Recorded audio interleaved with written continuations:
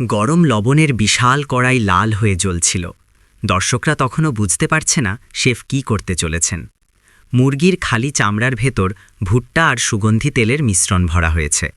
তার আগে এক ঝটকায় হাড় থেকে আলাদা করা হয়েছিল সব মাংস। সেই মাংস কিন্তু ব্যবহারই করা হলো না। পদ্মপাতায় মুড়ে আটা দিয়ে শক্ত আবরণ বানানো হলো। এক বস্তা লবণ ঢেলে তৈরি করা হলো তপ্ত আস্তরণ। আটার গোলাটিকে সেই গরম লবণের মধ্যে চাপা দেওয়া হলো। অন্যদিকে প্রতিদ্বন্দ্বী প্লেটে সাজাচ্ছে আধুনিক এক পদ। প্যানে চিনি গলিয়ে গাঢ় সোনালি ক্যারামেল বানানো হলো। নিচে আনারসের স্তর, তার ওপর ফোয়াগ্রা। ব্লোটর্চে শিখায় চিনির আস্তরণ কাচের মতো শক্ত হলো। উপরে রাখা হলো স্ট্রবেরি আইসক্রিমের স্কুপ। ড্রাই আইসের ধোয়ায় প্লেট ভরে উঠল। দর্শকদের ধারণা লবণের ভেতরের খাবারটি নষ্ট হয়ে যাবে। হঠাৎ ধাতব দণ্ড দিয়ে আঘাত করলেন শেফ। শক্ত আবরণে ফাটল ধরল। এক ভারী ছুরির আঘাতে আটা চূর্ণ হল। পদ্মপাতা খুলতেই বেরিয়ে এলো সোনালি চামড়া।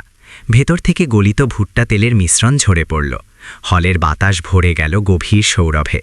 বিচারকদের চোখ ধীরে ধীরে বন্ধ হয়ে এলো।